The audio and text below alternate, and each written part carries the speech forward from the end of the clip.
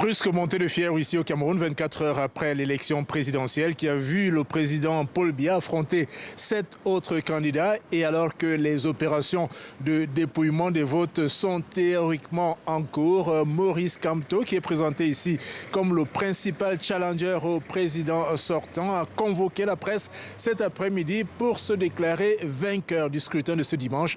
Je vous propose d'écouter le président du mouvement pour la renaissance du Cameroun.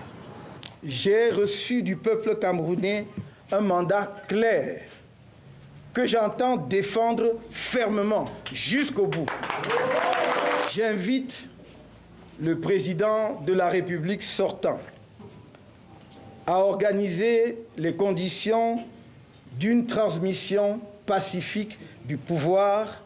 Et la réaction du gouvernement camerounais n'a pas tardé. Elle est venue par la voix du ministre de l'administration territoriale, Paul Atanga-Ndji, qui considère cette déclaration de Maurice Kamto comme un véritable défi à l'autorité de l'État. Et Paul Atanga-Ndji de déclarer que son gouvernement ne va tolérer aucune menace à l'ordre public.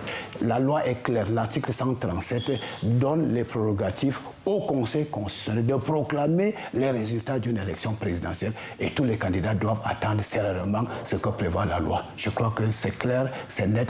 Plus de 6,5 millions de Camerounais étaient attendus aux urnes ce dimanche pour élire leur président de la République et les résultats de ce scrutin sont attendus maintenant dans un délai de 15 jours maximum et seul le Conseil constitutionnel, selon la loi camerounaise, est compétent pour proclamer ces résultats officiels.